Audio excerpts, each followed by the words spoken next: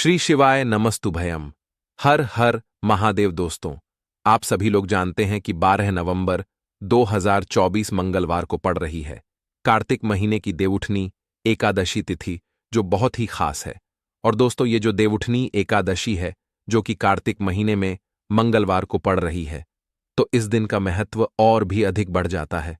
और दोस्तों, इसी दिन किया जाने वाला पंडित जी द्वारा बताया गया एक छुटकी हल्दी वाला उपाय लोगों को जरूर करना चाहिए, क्योंकि दोस्तों, यह एक ऐसा उपाय है जो कि हर दिन नहीं किया जाता। कार्तिक महीने जो देवउठनी एकादशी तिथि आती है, उसी दिन किया जाता है। अगर आप लोगों ने इस उपाय को नहीं किया है या किसी कारणवश नहीं कर पाए हो, तो इस मंगलवार देवउठनी एकादशी तिथि के दिन इस उपाय से मत चूकना दोस्तों। देखिए, यह दिन इतना खास होता है, इतना महत्वपूर्ण होता है। देखा गया है कभी कभी बड़े बड़े पूजा पाठ अनुष्ठान से जो मनोकामना पूर्ण नहीं होती है, वह मंगलवार के दिन एक छोटे से उपाय करने से ही आपकी मनोकामना पूर्ण हो जाती है। और बहुत सारे लोगों ने इस उपाय को किया भी है और उनको इस उपाय को करने का फल भी जरूर मिला है।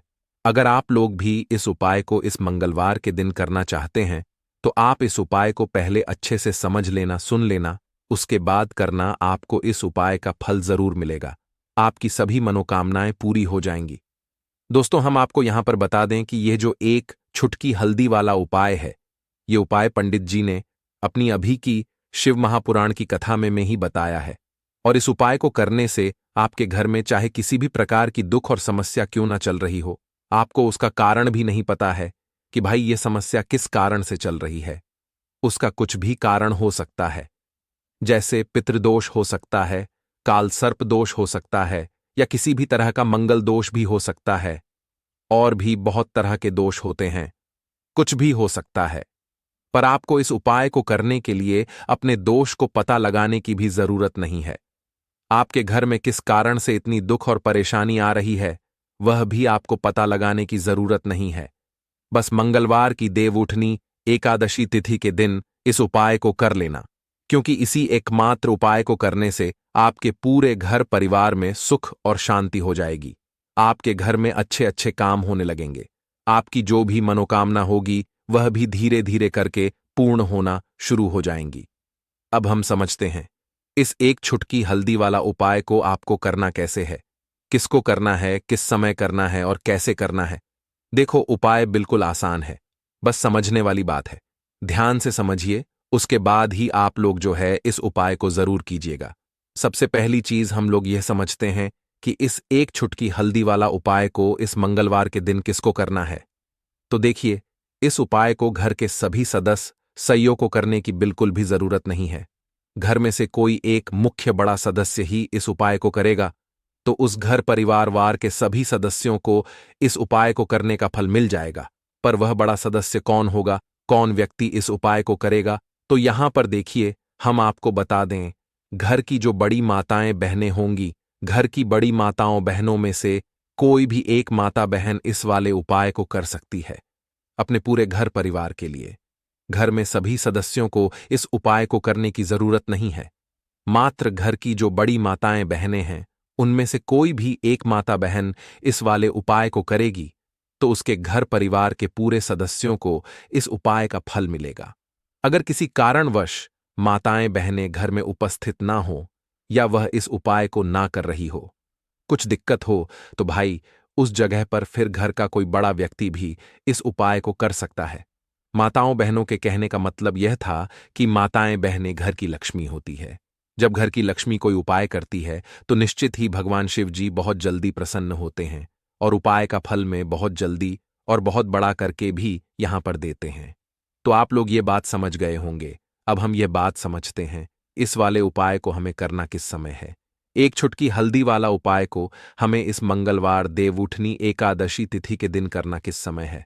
तो देखिए, इस उपाय को करने का जो समय है, सुबह का समय भी है और शाम का समय भी है। अब देखिए, यहां पर हम मुख्य रूप से सुबह का समय नहीं बोलेंगे, क्योंकि देखिए, ये जो देवउठनी एकादशी तिथि है, और आप सभी लोग जानते हैं इसका प्रदोष काल का मतलब शाम का जो समय होता है ना, इस दिन भगवान शिव जी का सबसे प्रिय दिन होता है। तो आप लोग इसे एक छुटकी हल्दी वाला उपाय को सुबह के समय भी कर सकते हो और शाम के समय प्रदोष काल में भी कर सकते हो। सुबह के समय अगर कर रहे हो तो 12 या फिर 12 बजे तक भी अगर उपाय करोगे तो भी आपको उपाय का फल मिलेगा।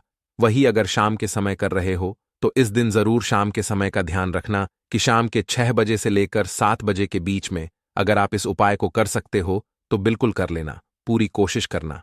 पर अगर किसी कारणवश इस समय के बीच में ना कर पाओ तो रात 8 बजे तक भी अगर आप उपाय को करोगे तो आपको उपाय का फल जरूर मिलेगा। ये बात आपको समझ आ गई। अब बात करते हैं उपाय। हे दुर्गा माता, आपसे हाथ जोड़कर निवेदन है कि इस वीडियो को जो भी लाइक और चैनल को सब्सक्राइब करें उसके जीवन में कभी दुख दर्द मत आने देना। जय माम दुर्गा। कार्तिक के किसी भी दिन एक छुटकी हल्दी वाला उपाय करोगे तो पितृदोष धन की तंगी हमेशा के लिए दूर हो जाएगी।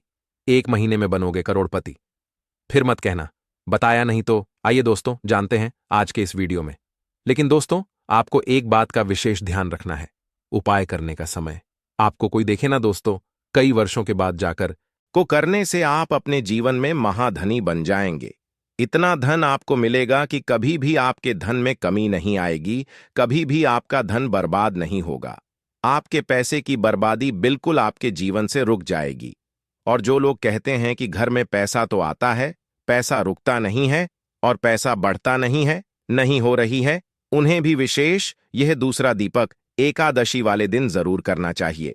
तो देखिए, पहले ही आपको बता दिया कि श्री हरि विष्णु की पूजा और उनका भोग श्री मतलब तुलसी मैया के बिना अधूरा है ना? और तुलसी मैया जो है वह श्री हरि विष्णु के बिना अधूरी है। तो देखिए, जब भी आप तुलसी का कोई दीपक करेंगे तो सीधे सीधे आप श्री हरि विष्णु को प्रसन्न कर लेते हैं। अब व्यक्ति को, यानी जो भी व्यक्ति है, किस व्यक्ति को कितना धन देना है, यह श्री हरि विष्णु के हाथ में होता है। धन देने का काम मां लक्ष्मी करती है, जो कि मां तुलसी का ही एक रूप है। मां तुलसी जो है यह माता लक्ष्मी का ही स्वरूप है ना? तो आपको करना क्या है, आपको लेनी है यहां पर हल्दी पिसी हुई, जो कि श्री हरि विष्णु से जुड़ी हुई है, आपके गुरु ग्रह से जुड़ी हुई है, आपकी कुंडली में गुरु को मजबूत करती है, सुख सौभाग्य को खींचने का काम करती है, धन को बरखाने का काम करती है। तो एक छुटकी पिसी हुई हल्दी आपको लेनी है और यह पिसी हुई सूखी हल्दी ही आपको अपने गमले में, तुलसी का पौधा जिस गमले में लगा है उसमें अच्छे से इस हल्दी को डालना है, ठीक है ना? और ओम नमो भगवते वासुदेवाय नमः इस मंत्र का जाप करना है। कितनी बार? कम से कम 11 बार जाप करना है। ओम नमो भगवते वासुदेवाय नमः इस मंत्र का जाप करते रहना और हल्के हल्के से तुलसी के पौधे में आपको पूरे गमले में पिसी हुई हल्दी का छिड़काव करना है। तो देखिए, जो व्यक्ति इस दीपक को एकादशी के दिन कर लेता है, ऐसा समझ लीजिए अपने जीवन से नहीं आने वाली 7 पीढ़ियों के जीवन से निर्धनता और गरीबी को दूर कर देता है। क्योंकि हल्दी जो है ना, यह साधारण नहीं है, इतनी उत्तम होती है कि रातों रात आपके जीवन में चमत्कार करती है। आपने देखा होगा कि कोई भी शादी होती है, विवाह होता है ना? कोई भी ऐसा शुभ काम हम करते हैं उसमें हल्दी जरूर लेते हैं। गृह प्रवेश जब हम करते हैं तो हल्दी के स्वस्तिक का निर्माण करते हैं। कोई भी अच्छा काम करने जा रहे हैं, हल्दी उसमें लेते हैं। और हल्दी जो है यह आपके गुरु गृह को मजबूत कर देती है। अगर कुंडली में गुरु कहीं ना कहीं मजबूत है तो इससे उत्तम दीपक आपको ऐसा समझिए एकादशी का मिलेगा नहीं। बहुत ही उत्तम दीपक है। तुलसी के गमले में एक छुटकी पिसी हुई हल्दी डालना है तो यह बहुत ही उत्तम दीपक है। इस दीपक को आप जरूर करें एकादशी वाले दिन, और साल का सबसे बड़ा यह दिन है।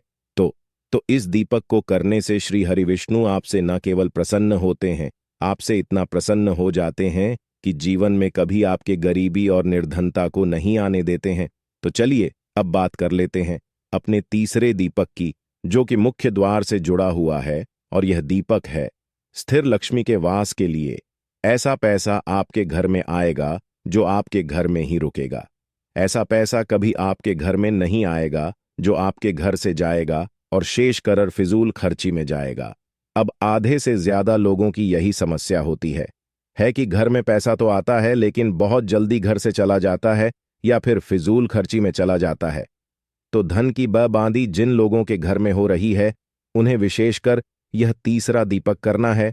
या जिन लोगों के पास बिल्कुल पैसा आना बंद हो गया है सर, पर लगातार कर्जा बैठे, आपको फिर से क्या लेना है, हल्दी लेनी है पीसी हुई, जो कि श्री हरि विष्णु से ही जुड़ी हुई है ना। पीसी हुई हल्दी लेनी है और थोड़ा सा पानी डालकर उसका गाढ़ा गाढ़ा आपको पेस्ट बना लेना है। अब इसी हल्दी से आपको अपने घर में स्वास्तिक बनाने हैं। कितने स्वास्थ्य? एक स्वास्तिक आपको बनाना है अपनी तिजोरी पर, जिसमें आप पैसा रखते हैं। चाहे तो आप संदूक में रखते हैं, अलमारी में रखते हैं, जिस चीज में भी पैसा रखते हैं, बस वहां पर हल्दी से एक स्वास्तिक बनाना है। दूसरा स्वास्तिक आपको कहाँ बनाना है? अपने घर के मंदिर में, है ना। और 2 स्वास्तिक आपको बनाने हैं अपने घर के मुख्य द्वार पर, बाहर की तरफ। हल्दी से 4 स्वास्तिक आपको बनाने हैं।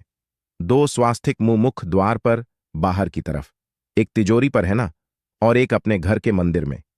बस ये दीपक आपने अगर एकादशी वाले दिन कर लिया तो देखिए, जो धन की तिजोरी है उसमें पैसा भरा रहेगा।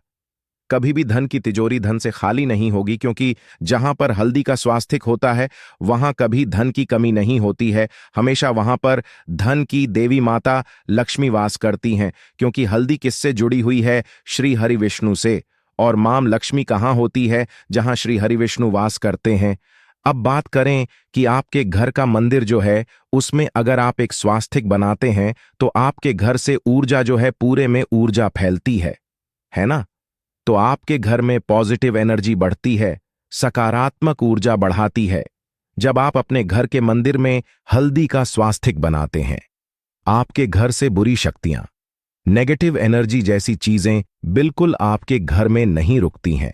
मुख्य द्वार तो इतना उत्तम होता है कि मुख्य द्वार से ही मां लक्ष्मी की नजर सबसे पहले आपके मुख्य द्वार पर ही पड़ती है। और मुख्य द्वार पर अगर आपने हल्दी के स्वास्तिक बना दिए तो मां लक्ष्मी देखते ही प्रसन्न हो जाती है, क्योंकि यह श्री हरि विष्णु से जुड़ी हुई है ना।